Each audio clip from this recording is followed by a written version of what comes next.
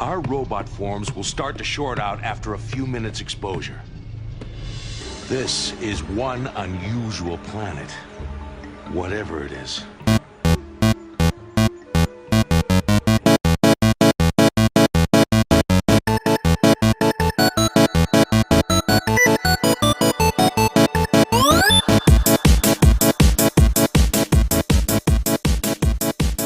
Welcome, everyone, to Back in My Day. My name's David Petrangelo, and this week, the not-so-stereotypical millennials have guests again. Mike, I don't know what's going on, man. We had a couple weeks ago where we had a guest for the first time in a long time. Maybe we don't smell so much over the computer. Maybe people do like us now. I don't know what it is. So I'm joined by Michael R. Power. And gentlemen, we have two guests, I guess. Two guests from a single podcast. Why don't you guys introduce yourselves? Sure. I'm Mike Lane from the Gamecube Was Cool Podcast. And I am Neil Gilbert. I am another co-host of the Gamecube Was Cool Podcast, the weekly show every Thursday on all the podcast services where we dive deep into the GameCube's library. Nice. And that's a deep enough library you can really, oh my God. I got my We're mouse branded. file. We rock our own merch. Mine is my wife's from Chapters. So yeah, I'm cool. I'm using my own notepad here. I have there you no go. mouse There pad you at go. all. We're passing around our mouse pad, which I don't know. Do we need mouse pads anymore? I thought that just wasn't a thing, but I guess it's cool to have. I like it. Yeah. I mean, I am using it. It used to be a necessity. You know what I mean? When you had the roller ball. So yeah, the roller ball. Yeah, those are long gone. Sure. I just use it because it's easier on the wrist. I don't know. I'm getting old. So. Oh well, hey, that's what our show's about, right? So before we get into that, guys, you said you're going through the GameCube library, which is a really cool and fun one.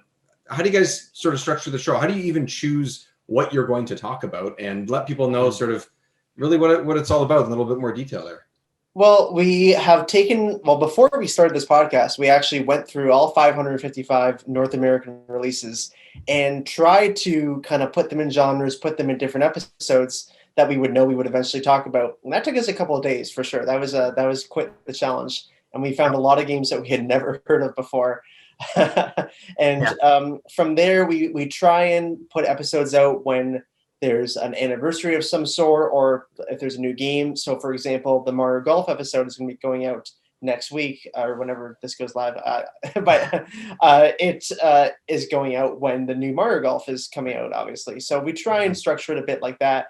And we also try and structure it around people who have availability. We just had a Harvest Moon episode. We got a great journalist on, Kate Gray, who works for Nintendo Life, and she was just available that weekend because she was already doing a lot of stuff for E3, so it worked out really well. And that's kind of how we schedule them.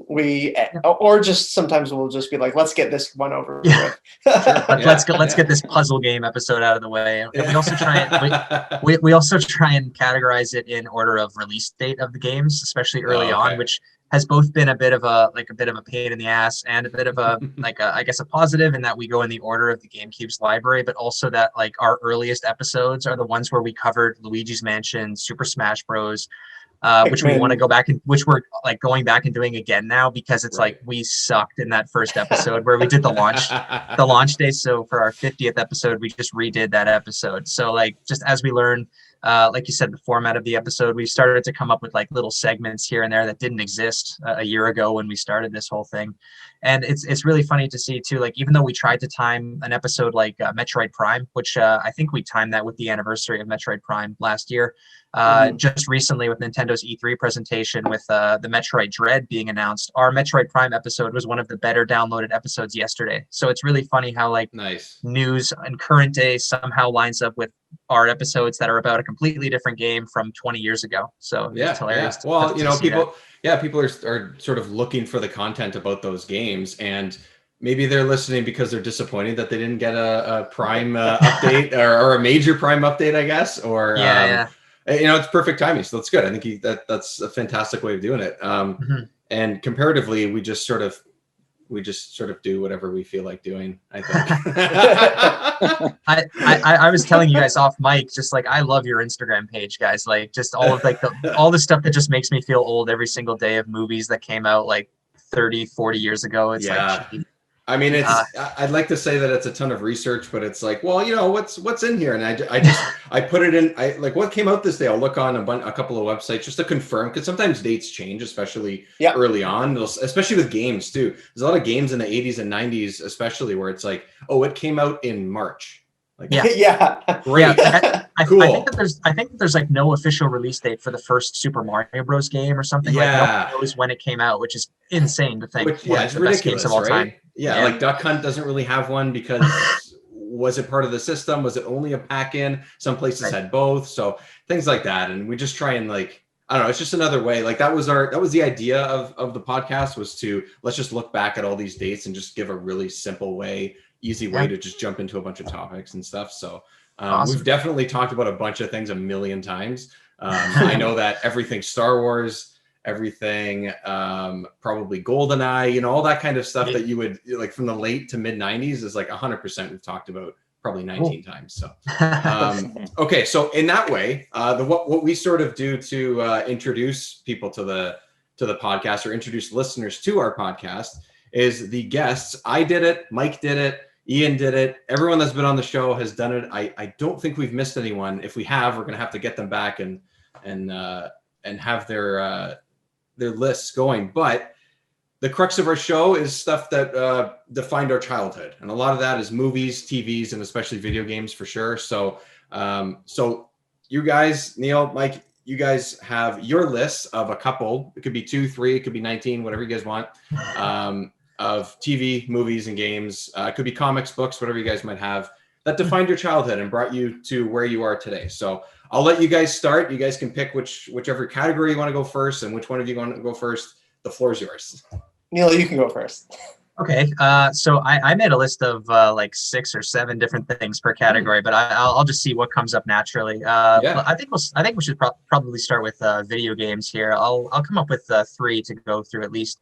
And I'll start with just my first memory of a video game, like just going right from day one of when I picked up a controller and I saw 16-bit graphics on screen. And I was trying to remember the year. I honestly can't even remember if I could walk yet, but it was like 1996 or 1997. And it was a Power Rangers game on the Super Nintendo.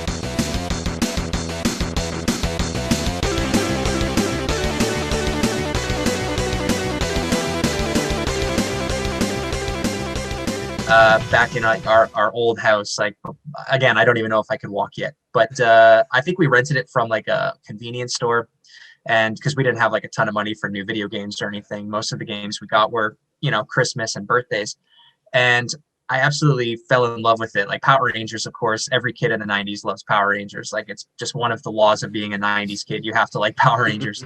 And I after the SNES era ended, N64 and GameCube came along, and that console really did kind of shift into the back of my mind as the years went on. And you can never find Super NES games, especially not in EB Games, which is the only video game store I really had growing up. Those games were cut out real fast.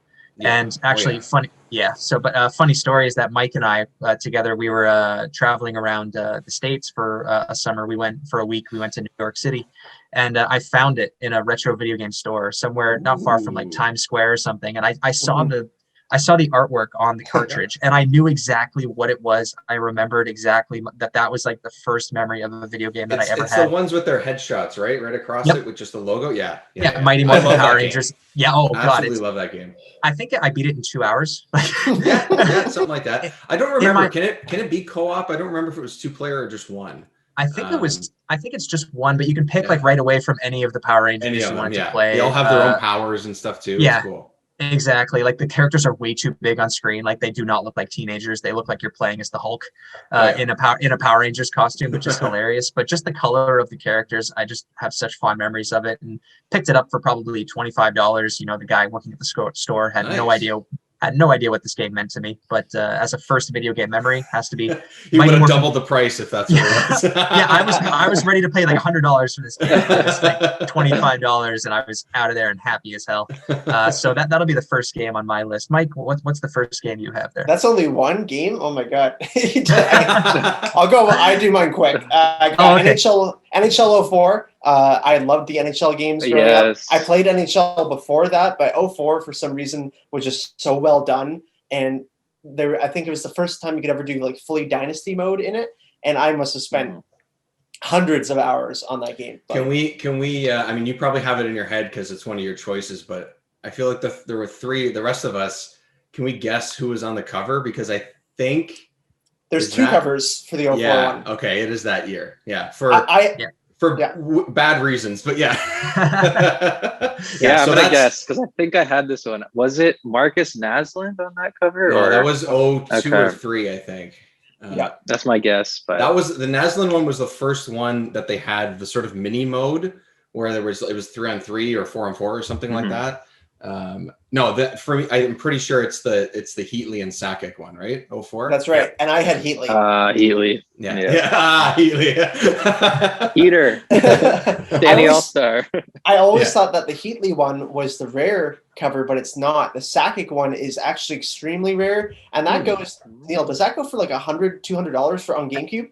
I think it was like $200, the GameCube version. Come on, what? It's an expensive one. Yeah. Oh man, I had that for Xbox. I gotta Xbox? I gotta find that thing.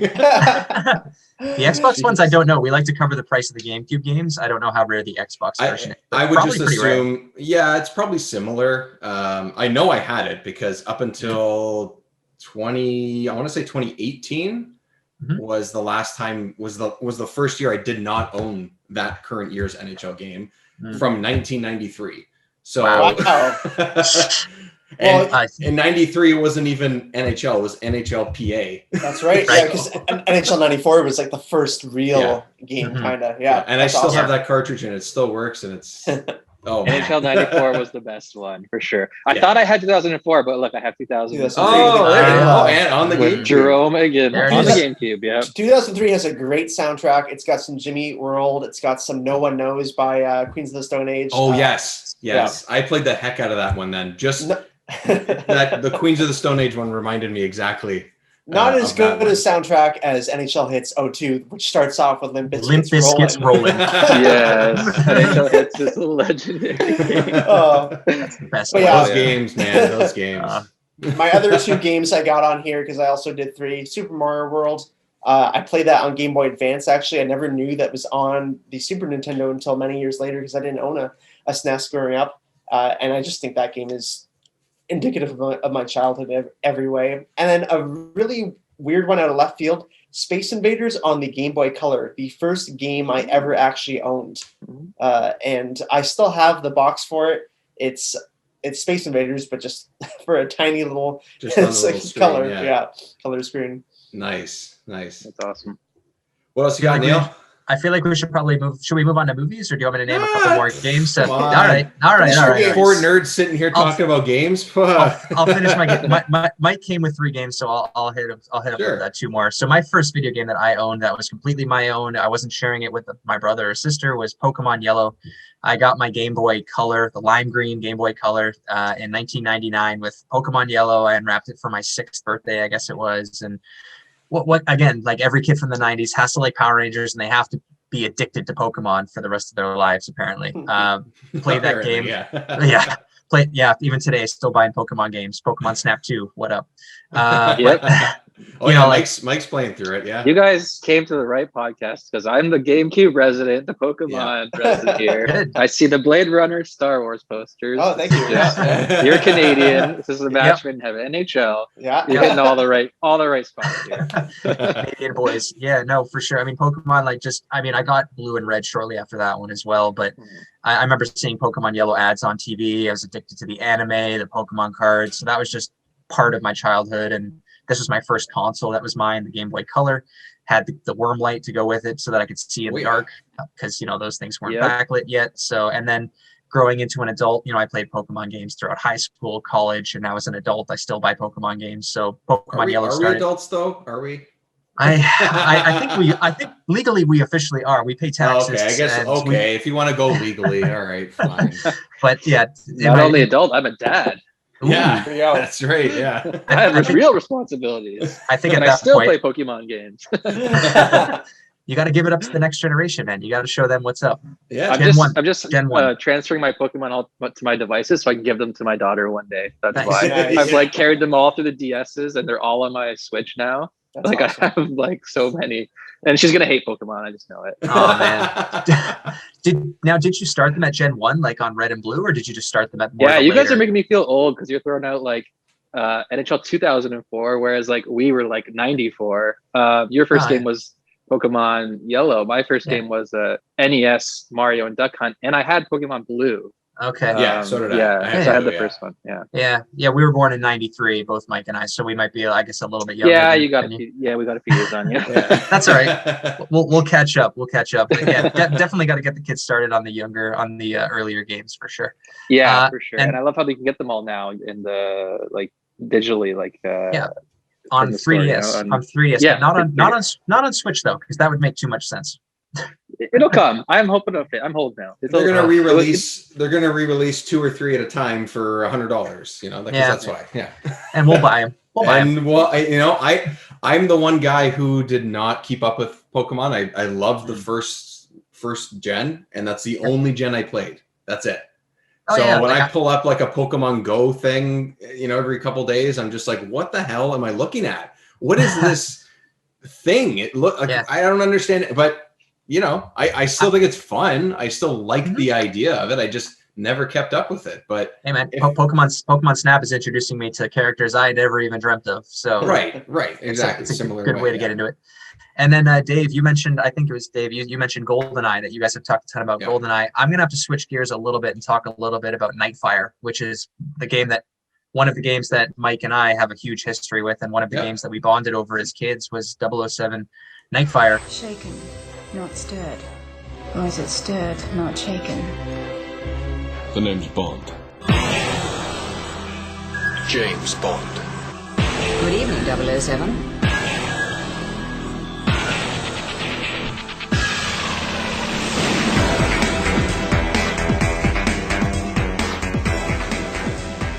One of, or if not the greatest first-person shooter of all time, in our opinion. It's got the coolest James Bond campaign. It is better than GoldenEye, and we'll fight that until the day we die.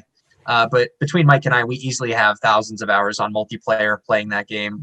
Sleepovers as kids, and even as adults, we play it. We'll bring the GameCube to cottages, hooking it up to HD TVs, just so that we can play some Fort Knox with snipers on, and playing against AI bots. And the one cool thing that we would love in our lifetime would be to see that game get just ported to current gen consoles. I would die. So that we could play online, just so that we could play some online matches together. I would love just a James Bond collection in general. Like I do love GoldenEye too. Like no, I'm not throwing any hate against GoldenEye, but I would just love to see a James Bond collection of some type be put out, where they put at least the good games out on like something like on PS4 or PC or something. Yeah. Again, they have no idea how much money I'd be willing to spend on that, just so I can play. There's so many of them too. Like what you just mentioned, like that wasn't based off of anything. No, like a movie. I mean, it wasn't. Yeah, it was. And I remember that game. One of my buddies had it, and I didn't play it a ton because I never owned the GameCube, but he had that game, and that was one of the ones that was almost every single time we at least have to put a couple hours into playing this. Yeah. Like maybe we moved on to something else, or it was second or something, but it was like it was in the rotation for a few years at least. Yeah. It's funny, in the last 3-ish years or so, the narrative seems to be changing, that people are finally realizing that playing GoldenEye back in the day is very, very different than playing GoldenEye today.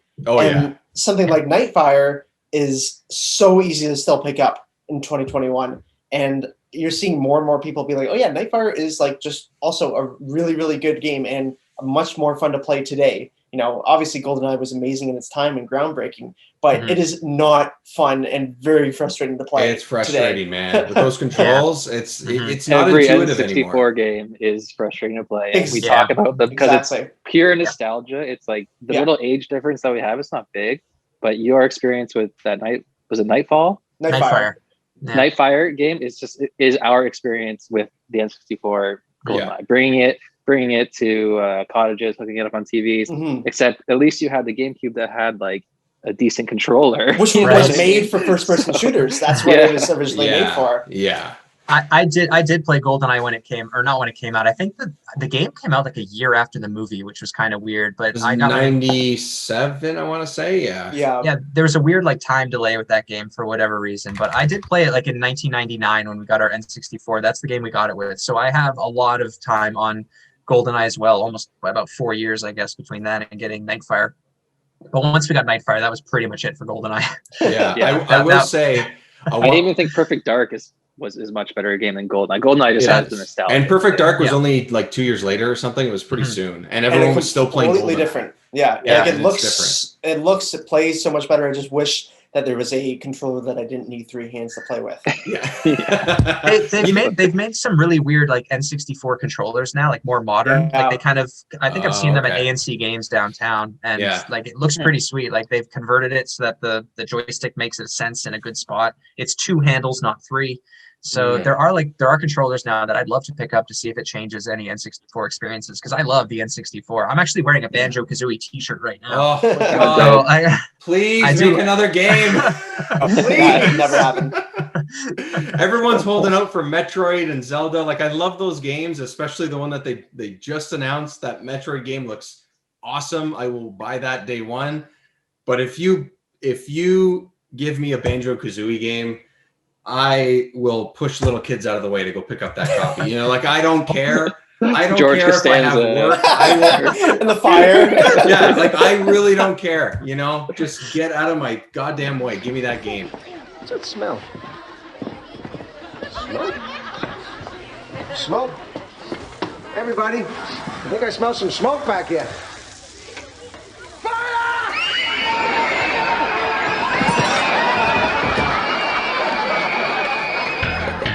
Like, that is, I love that first game especially, and that to me, like, similar to like Mario 64, it's sort of the semi-open-ish world type of game. That's what N64 did really well, I think. And for whatever reason, Banjo-Kazooie always hit me more than even Mario 64 did. So, well, unfortunately, that will never happen. So I'm very sorry to I've had the nuts and bolts one that came out for 360 loaded on my Xbox Series S since I got that system, and I've yet to press play on it. Like, That's fine. I really want to try it. Away. I really want to try it, but I'm so scared it's going to disappoint me, and I'm not going to want a new game.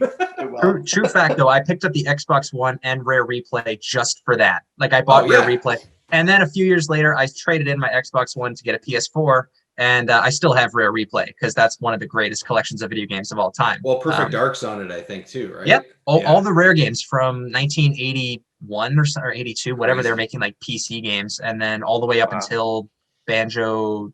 I don't think Nuts and Bolts is on there, but Perfect Dark 2 might be. Yeah, Perfect Dark 2. Banjo-Tooie might be on there, which is the second one. Maybe. Conker's Bad Fur Days there. Battletoads. Yeah, that's crazy. Yeah, Conker's Bad Fur Days is like one of the most like rare games you could sort of get out there if you want to buy a physical copy of it. That's right. Yeah, and 64. Okay, so lots of game talk, guys. Movies, TV. What's next? Up to you. Mike, it's your turn. Yeah, Mike, you're the movie guy, so you go for it. Well, Mine are going to be dumb. I can just turn right behind here. Blade Runner. Empire Strikes Back. Those are definitely 2 of the movies I grew up on. My aunt was a huge Blade Runner nerd. She had loved everything about Blade Runner. I watched it as a very young kid. I must have been either like 5 or 6, did not understand anything. And I watched it again many times after that and, loved it. But I grew up with that movie a lot. And Jurassic Park, those films I grew up with as well. Yep. My cousins were older than me, and they showed it to me, and I got really scared. Because we were just talking about that. Yeah, we just talked about that last week or the week before. Yeah, and we're older than you. Yeah, that's funny. Yeah, those are still terrifying. Well, yeah, it's those the practical first one, effects, especially. right, Mike? Like, it's those practical effects we were talking about, like with the raptors and stuff, right? We were talking about those scenes the other day. So it's all of that stuff I think adds to it for sure. It does. It has to. And of course, Newman is in the movie as well, which makes it infinitely better. Yeah. And speaking of, that's a great segue, Neil, because speaking of Newman, my other one would be Space Jam, because that I was I was like, wait, Seinfeld's not a movie. Wayne Knight. You guys are too young. You think that's a movie? We're getting to Seinfeld, buddy. Don't worry. We will. But yeah, that was Space Jam was just like I loved it so much. I grew up watching Looney Tunes all the time as a kid because that's what my parents grew up watching as well. So it was like an easy way to get me into a lot of these cartoons. And I was too young to see Space Jam in theaters, obviously, but I saw it on VHS, I guess, years later. And I must have watched that movie just over and over and over again. And Neil and I were talking about on another episode, talking about how I don't think that's a thing kids probably do as much anymore, where you're just like putting your VHS. Well, I mean, they don't have a VHS, but we would put our VHS in, watch it, rewind it, do it again, and over and over and over again. And sometimes in the same day. Yeah, like often just, and that's like a concept I doubt a lot of like kids our age then would be able to do. So the only kids thing are so spoiled. Like I don't even watch the same movie over and over that much anymore in my adulthood because there's so much choice. Yeah. And I think what builds the nostalgia is watching it over and over. So maybe kids won't have the same sort of nostalgia for old movies and old things that we have. That's but what I'm thinking. It's super true. Like my daughter like watches a different episode of whatever show like all the time. When I was young, I watched the same episodes of every show, Magic School Bus, whatever it was, every day. Right? Like you only had a few shows. Yeah, our parents before us, they only had TV like a few hours a week. Like my dad told me cartoons were only Saturday mornings. Yeah, that's right. For like 3 hours. It's all you got all week, right? Like it's pretty crazy. It's funny. The only thing I did that with was, now that you mentioned Space Jam, was I haven't done that like sort of immediately and sort of restarted something. It's not a movie, but when I finished watching The Last Dance last year, coincidentally enough with Space Jam, I immediately went, it wasn't the next minute, but it was a few hours later. I went to bed, I woke up, and I watched the first episode again. Wow. That's awesome. Because it's still, we've talked about it before, but for me, it's just one of the best shows I've ever seen, in my opinion. So it was. Really I think that's what it's going to change over to now. Is instead of watching the same movie over and over again, it's going to be the binge watching. Like kids are going to remember binge watching shows like in a weekend or whatever, and that's what's going to replace it. I'm somewhat worried about the new Space Jam movie. Not that I think it's going to like look bad or anything. I'm just worried that the whole Looney Tunes humor is just, they can't do that anymore. The Looney Tunes that we know, that we grew up with from the cartoons from the 60s. Or was it the 60s? It might have even been between earlier. The 40s and the 60s. Like they can't do that humor anymore. Like they can't show characters shooting each other or smoking. Like Mike and I, we love Who Framed Roger Rabbit. Like you can't do that stuff anymore because like it's all going to be like a watered down Looney Tunes. So I'm a little worried. But even the original Space Jam was somewhat watered down. But a little bit. They made it work because it wasn't really about them doing slapstick to each other. You know, it was about the basketball and Jay and stuff. So a little bit, yeah. Just remember, it's not for us. It's for the new kids. The new one is definitely not for me. That's for sure. Yeah. I can already tell. We'll see. My movie picks, I mean, we already mentioned it, like Star Wars, obviously, like we're giant nerds. We're kids from the 90s again, like they were rebooting the franchise at that point. And even before that, I love the original trilogy. 4, 5, and 6 are honestly like some of the best movies that I've ever seen in my life. I liked the prequel trilogy when I was a kid, because who didn't? But as the years gone on, obviously it kind of fades a little bit and is not as good as we remembered it. And now the new Star Wars films, like it's just going to keep going, but I'll always go back to the original trilogy. And I have like the Blu-ray box set that comes with 4, 5, 6, 1, 2, and 3. And I will still, you say that, but it's the remastered version. It's the George Lucas. You had the VHS one. You had the VHS. Yes. I was going to say, I have those too. Yeah. And I still have a VHS player that I will go and like, I'll put away my Blu-ray set and I'll take out the VHS tapes and I'll rewind them and I'll watch that, because that is the way to watch Star Wars. And I hope that those tapes never die. Because did you not rewind them before you put them back in the box? That's not allowed. You can't rewind. Come on, you have to charge yourself at least $250. What am I going to do? It's like a swear jar, but it's a rewind jar.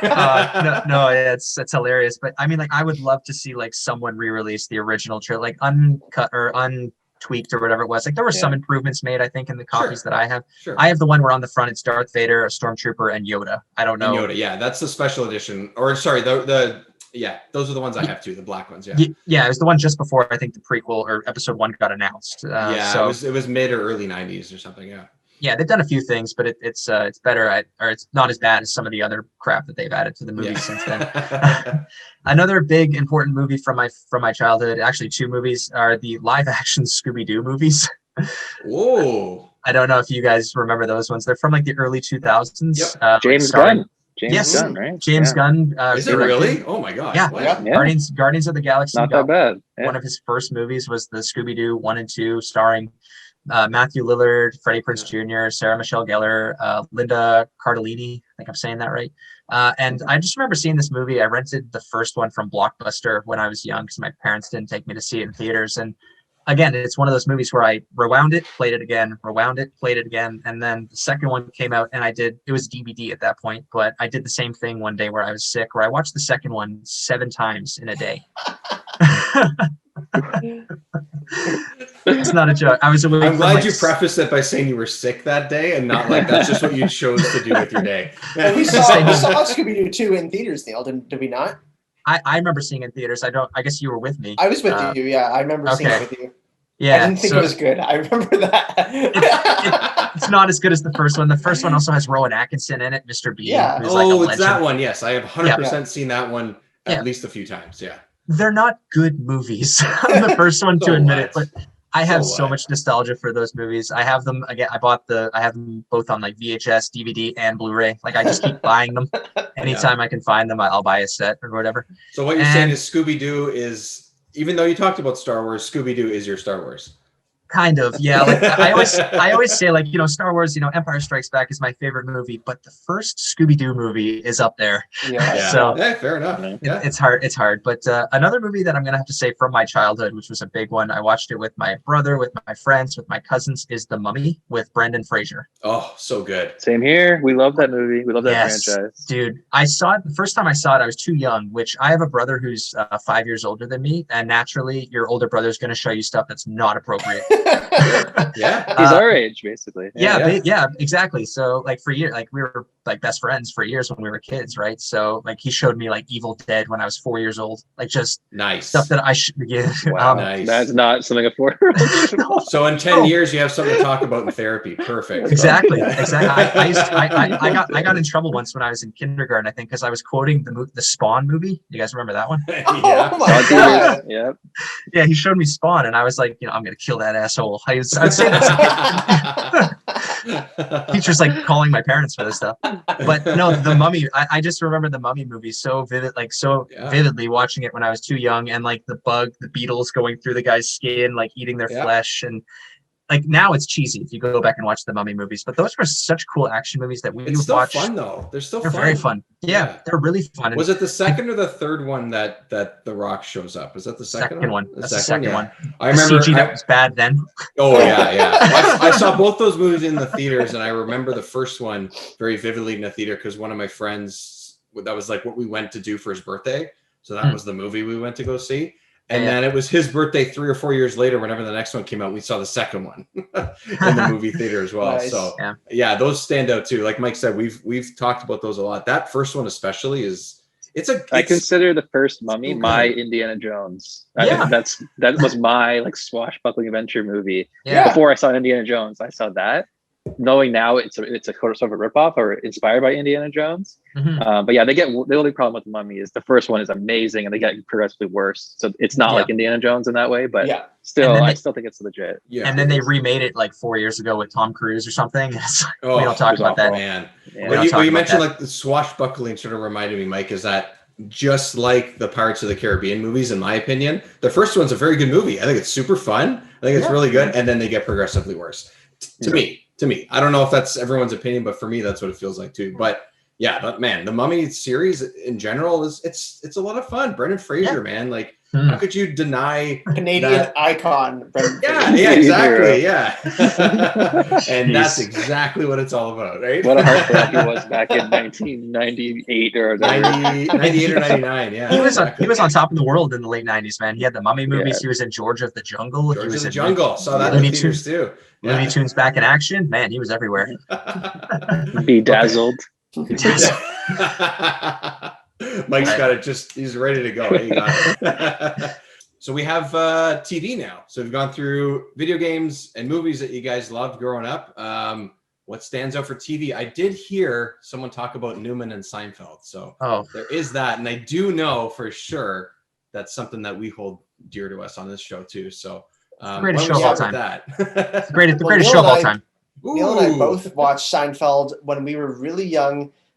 We had a paper route. Well, Neil had a paper route that he would do on the weekdays, like the Mississauga News or whatever it was. Yep. And we would I would go to his house after school a lot, and we would put all the flyers into it. And that takes a long time. It's a couple hours to do that. And while we were doing that, Neil's older brother would be watching Seinfeld. And I remember watching it with him, not getting any of the jokes, obviously, because we were like 10 years old at this time. But I remember we would both laugh at Kramer a lot. That was what was funny to us. It's like, hey, this guy's doing goofy stuff. Yeah. And I probably didn't watch it that much again until maybe we were like 16, 17, Neil, like maybe when we were teenagers. Had a bit of I guess, because we weren't watching it that much. And then I started to understand it more. And then as I got older, got out of school, or even when I was in school, I related to the characters so much more, especially George.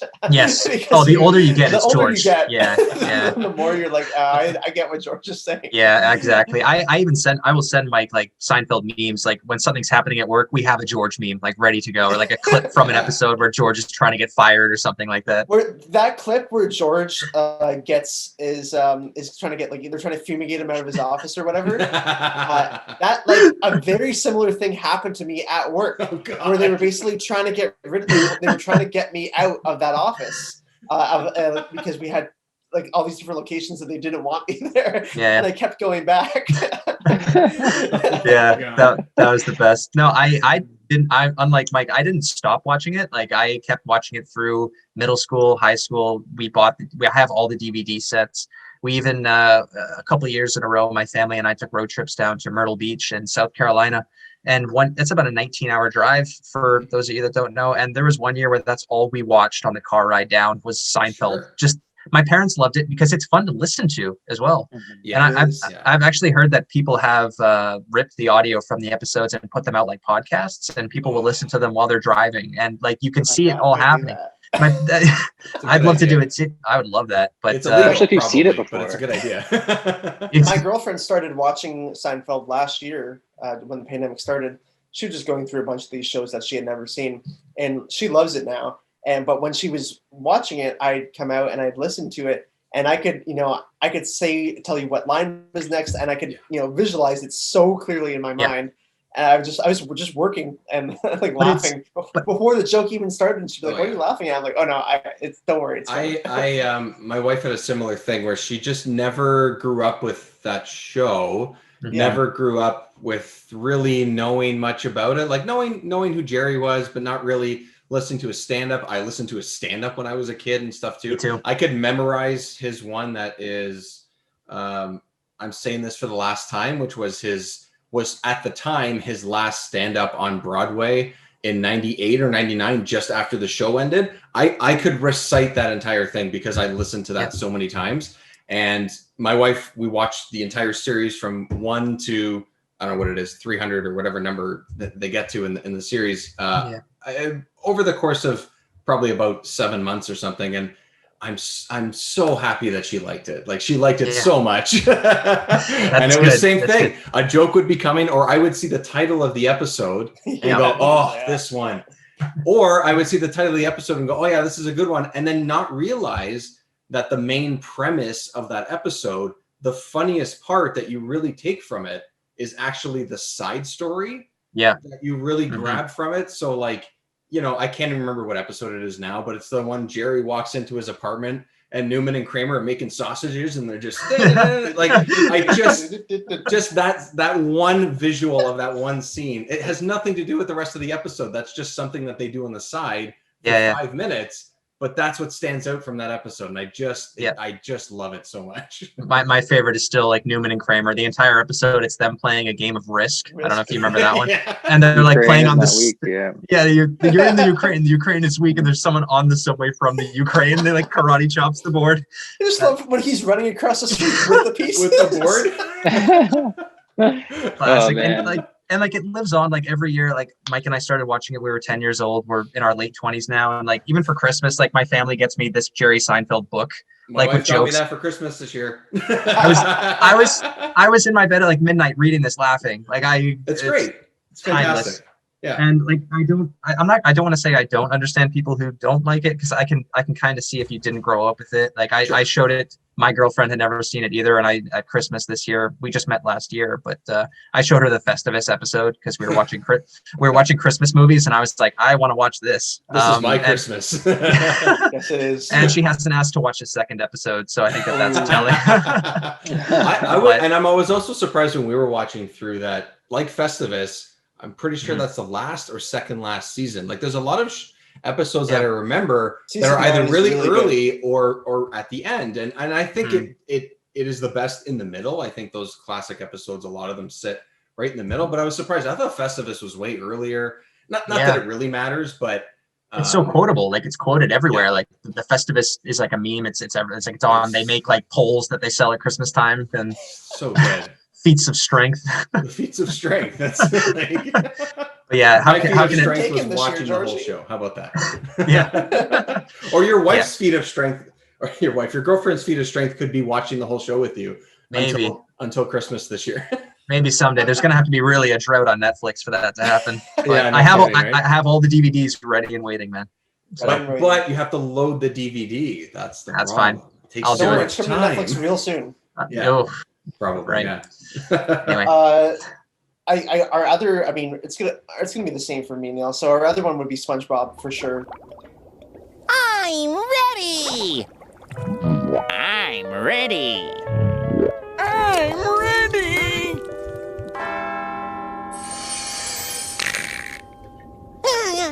Patrick, how long have we been sitting here? I gotta draw a new battery for this.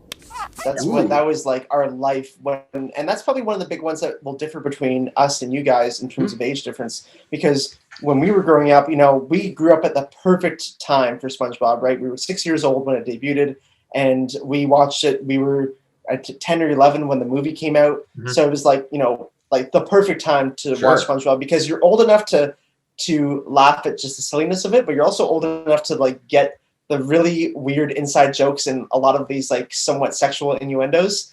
And that show is just incredibly written and holds up so well today, especially those first 4 or 5 seasons that Steven Hillenburg had done himself. He wanted the movie to be like the final episode because he didn't want to do it anymore, but obviously money, and they were like, no, we're keeping your show, you can leave now. Okay. Yeah. But so everything after that is, I've seen some episodes and they're not very good, but we had grown out of SpongeBob by that point anyways. But we were really blessed to be able to have grown up in that with SpongeBob constantly being on, and I loved every second of it. I've seen every episode for those first 4 seasons at least 10 times. And I even got to go to the Nickelodeon resort in Walt Disney World or Universal, wherever it was, that is actually no longer there now. There's actually a cool YouTube video on why it's not there. But I got to go in the SpongeBob room. I think that was 2004.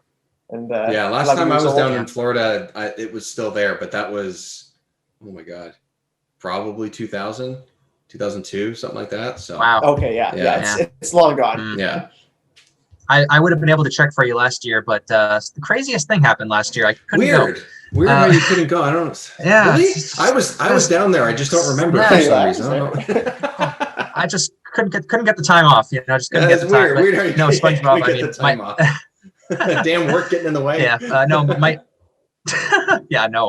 go to Disney World over work. Absolutely. Mike said it perfectly. I mean, like SpongeBob is the other show that we bonded over as a kid. I thought, Mike, you were going to say something different, that we were the perfect age for, I'm going to cheat a little bit here, but I think we were the perfect age for Nickelodeon generally, because we were old enough where Rugrats was still on, Ren and Stimpy was still on, Cat Dog, Doug. Hey Arnold. I'm missing a bunch here. Hey Arnold. Thank you. Hey Arnold. Yeah. And then SpongeBob came in, which is kind of the end, I think, of that era. Like there wasn't much, like we got Fairly Odd Parents, and like I actually love Drake and Josh, which was another mid 2000s Nickelodeon show. But if you tune into Nickelodeon now, it's like unrecognizable. Like it was like iCarly kind of started a bunch of weird shows, and I don't even know any like I think what's another cartoon? They don't have Paw Patrol. I don't think that's someone else. No, I don't know if that's them. I don't know. I don't have. Yeah. I have no idea what's going on in Nickelodeon these days. Maybe Adventure Time? Is that Nickelodeon? No, that's Cartoon Network. Cartoon Network. But I mean, we were in that perfect like sweet spot of syndicated Nickelodeon everything from the 80s, from the early 90s, and then SpongeBob was like kind of the end of it. So in that sense, like we were perfectly timed with everything from that era. And Nickelodeon is one of those, like, I guess, IP or companies that just mishandles everything they own for whatever reason. Like I don't know what's going on. Like they put out these kart racing games every so often, which just have SpongeBob, Hey Arnold, the Ninja Turtles for some reason, and like Wild Thornberries, and that's it. And Wild Thornberries, I forgot about that show. Yeah, Wild Thornberries. I love that show. Of course.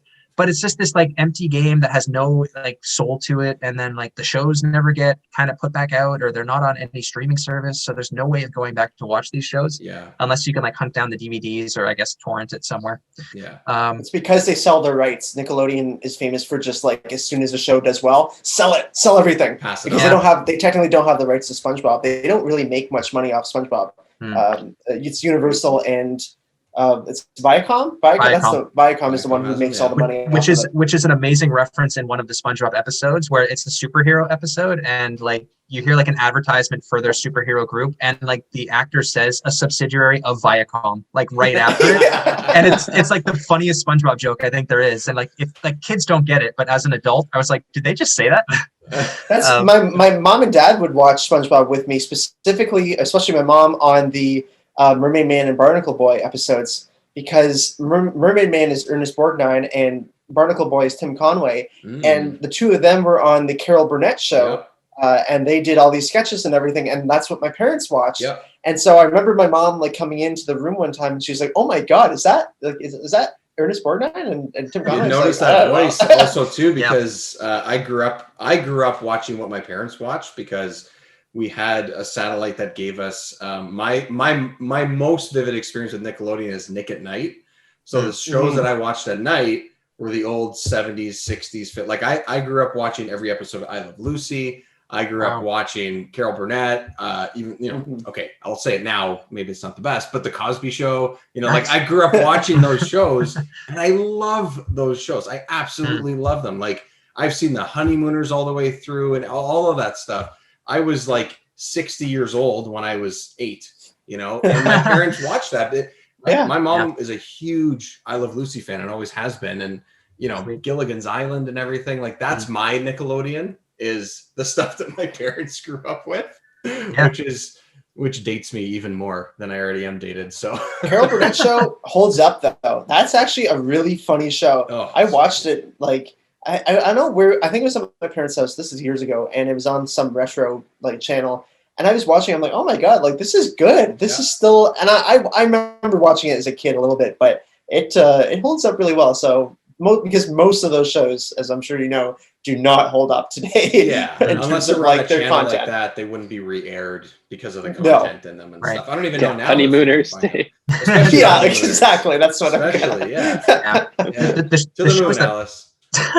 The shows that my parents introduced me to when I was a kid was the like the cartoons that were still on for like, luckily that we had Teletoon Retro. I don't know if you guys I think that's what it was. They would show late at night. That's how I got my start into Scooby-Doo, actually, was through Teletoon Retro, because they put on Spider-Man, who the voice actor who just passed away, unfortunately. The Spider-Man show, the Hulk, like, and then the cartoons like Looney Tunes, Tom and Jerry, just stuff that they grew up with. That's what they showed me instead of the sitcoms. They introduced me to your parents were cool, is what you're saying. Mine weren't. Hey man, it's what was on TV. I don't even know if my parents have ever watched a cartoon in their life, unless it was a Pixar movie when we went to the movie theater. It was just my dad was very like he encouraged me a lot to watch cartoons. I remember that as a kid. Like me too. Because he grew up really poor and they didn't have anything. They didn't have electricity or TV or anything. And he remembers when he would get to go to people's houses and like watch that like 10 minutes of Bugs Bunny show. And so I think he was like very adamant that I like would watch those kind of shows growing up. And I did. I watched that was what my third one was Looney Tunes. And I think it was technically the Bugs Bunny and Tweety show was the show that we watched. That's what I was watching too. Yeah. And I loved, my favorite parts were it was the rooster and the dog. That was my favorite segments because those were ones that both of them would win. I as a kid, I didn't like when like one character would always beat the other. I never liked the Coyote. Not a Roadrunner fan. Because the Roadrunner always, and as a kid, I'm like, I know how this is going to end. Yeah. Yeah. I like the dog and the rooster. No one talks about that. What's the dog's name? I should look it up because when my dog has really Sam? long hair, isn't it Sam? Sam? No, Sam is the sheepdog. That's the different one. That's when the sheepdog is. He's like looking over in the That's the one. And he also always wins against Wile E. Coyote because it's the same. It's basically another Roadrunner. I'm thinking of I don't know what. It's just like a dog. He's not a sheepdog. He's just a normal dog. Yeah. And then there's the rooster. Foghorn. Yeah. There we go. Yeah. Which is just such a random name. I've always thought. And I remember my dad telling me that he's like, everyone here is voiced by one guy. Yeah. And I was like, no, it's not, Dad. You're lying. I just was like, no, you're lying. And I think he got a documentary of Mel Blanc from the library, and we watched it together, and to be like, no, look, if you look at the credits, it's all just Mel Blanc. Yeah. Yeah. And that's a whole other. I mean, Hector the bulldog. Mm. Oh yeah. There's the big bulldog and the little guy too. The little guy, yeah. Yeah. I had to look so many up. good segments. It was just honestly, I wouldn't sleep if I didn't.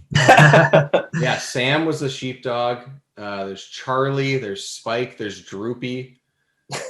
I don't remember any of these names. If you saw them, you'd know who they were. Yeah. I don't think they ever called them by name. They didn't say the names much. Yeah. The dog and a the lot rooster. of those skits. I mean, Foghorn and Leghorn talked, but a lot of skits didn't have any talking at all. Right? A lot of No, them, because I didn't know his name until the internet was invented because I don't think they ever said his name either. So No, very I don't rarely. think so. yeah, the animators, for the problem was that these animators had to create these really intense scenes, and a lot of times they just didn't have the time to create the lips and everything and the movement because they hadn't actually done any voice acting yet. Like Mel Blanc hadn't recorded anything, so they just had to be like, okay, no voicing in this one.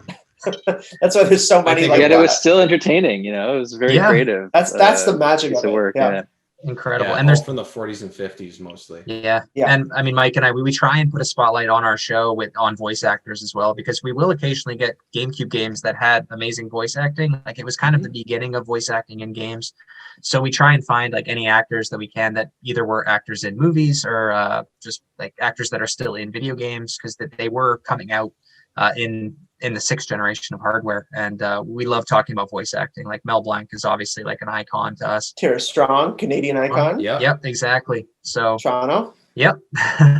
So I mean, we haven't had a ton because the GameCube didn't have a lot of amazing games with great voice acting. But when it pops up, it started. I would say it was starting. Yeah. Like there's some like Metal Arms, which is a game that no one talks about. Oh yeah, I remember that game. That game has John DiMaggio voices in there. I think Mark Hamill is in there, Neil. Putty in that too? Yeah, that's right. Putty. I remember us like going through the names. We're like, oh my God. Yeah. We had Josh from the Still Loading podcast come on the show to talk to us about that game, because we were just ready to kind of brush over that game, and he brought up the cast, and we pulled up IMDb, which that game whoa. The game has an IMDb, so that's enough to make you stop and take a look. Crazy. And we uncovered that. So one of the amazing things about the show is that we just find these random facts about the game. That's awesome. Do you have a last TV show, Neil, or did you also do Bugs Bunny and 3D show? I'll try and be a little different here. I don't know how much time you guys have, but I'll just throw in my last one here, which is Beast Wars. Sorry, my last one here is Beast Wars. Oh, yes. I didn't know that Transformers was cars until way later. I thought it was animals. I thought that was it. Like I thought the Transformers was a version of Beast Wars. That's how backwards I was. Yeah, like I watched Beast Wars as a kid. It was on before school when I was young on YTV. I'd have to watch it at like 7:30 in the morning or something crazy. And I got all the toys. I used to get them for my birthday and Christmases. I watched it all the way up until the end of the Transmetals generation, which was basically when, I don't know what happens after that, but when Optimus Prime is like a brown dinosaur with a purple head, that's kind of where it ended.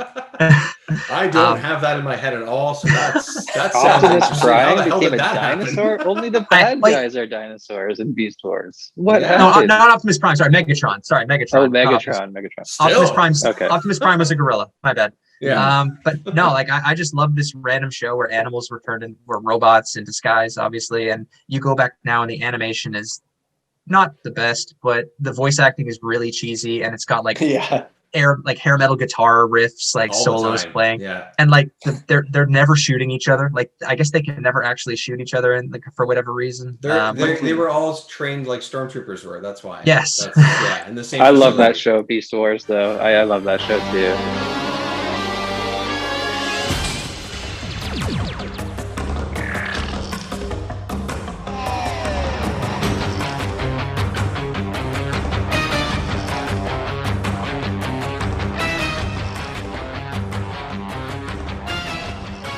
It's a classic, and I think there's actually another podcast out there where they're going through each episode. It's called. Oh my god! I discovered it on Twitter a few weeks ago. It's called Too Much Energon, and I don't know.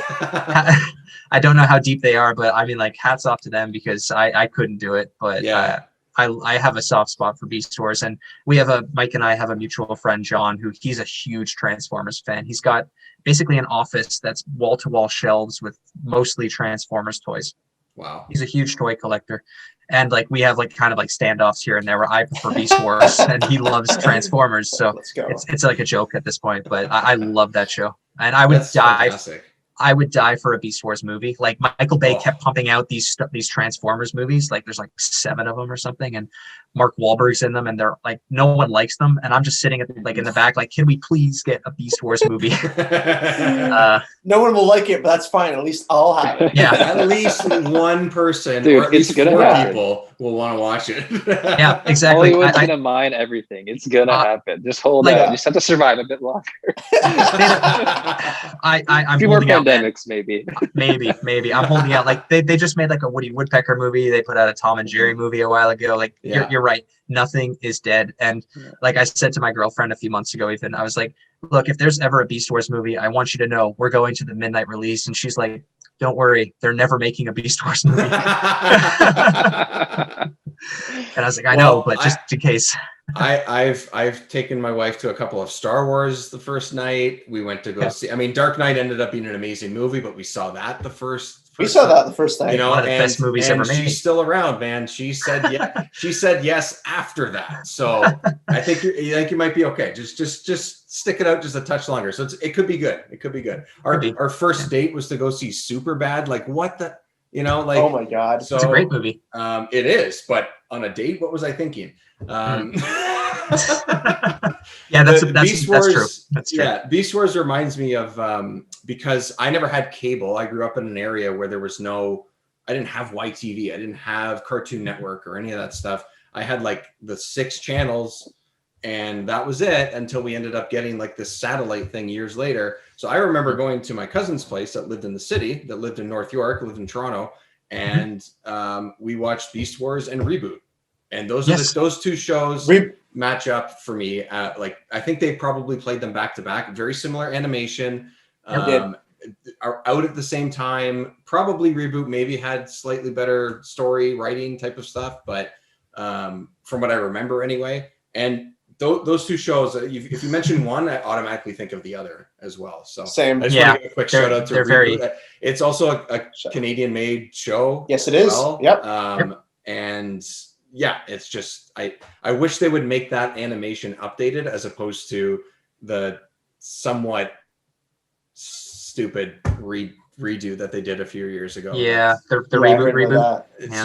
Oh boy, it's clearly not meant for us, but also like really, that's what you had to do to it. Anyways, I think it was meant for us. I mean, they're not going for. Yeah, who else is watching Reboot? Right? I don't know. It seemed like it was too much of a mishmash of 12-year-olds and 13-year-olds, at least for me. I don't know. For me, it felt like, oh, this is meant for my little cousin who's 10 years younger or 12 years younger than me, you know? Mm-hmm.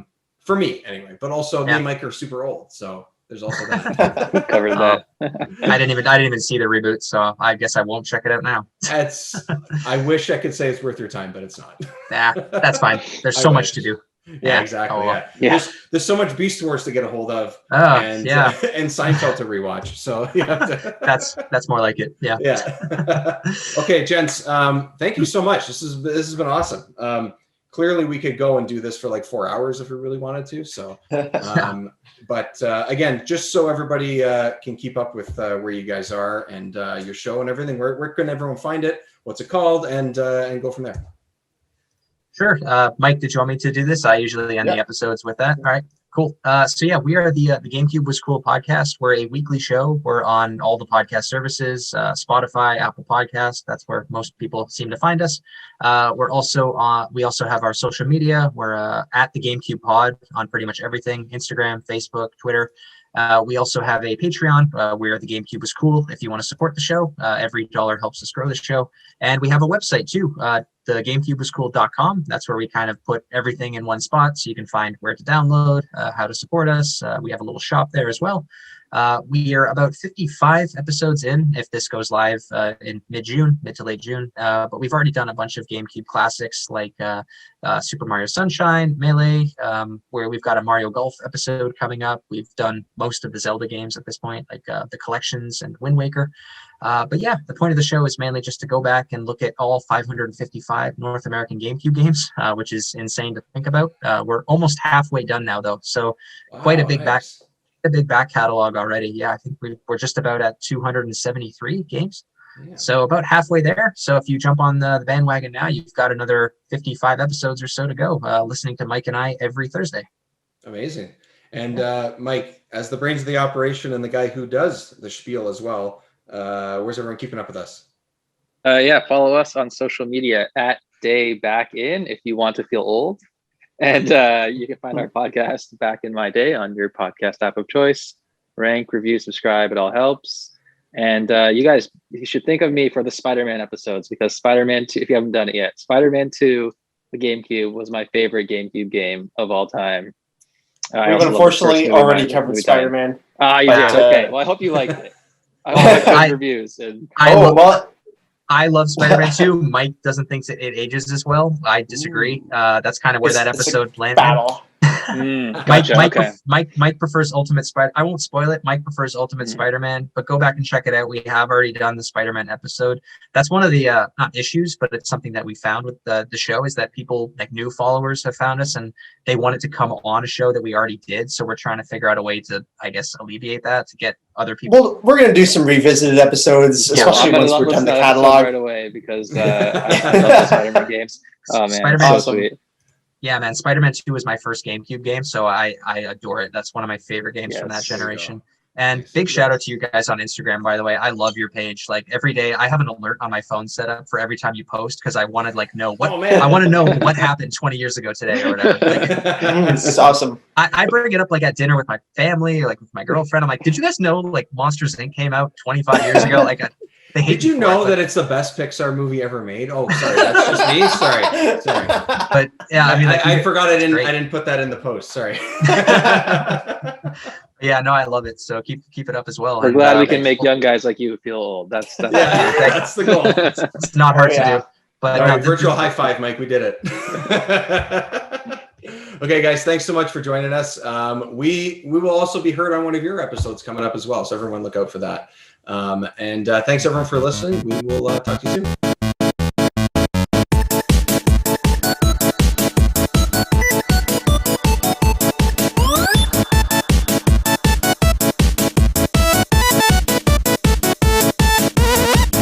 No, it's all wrong.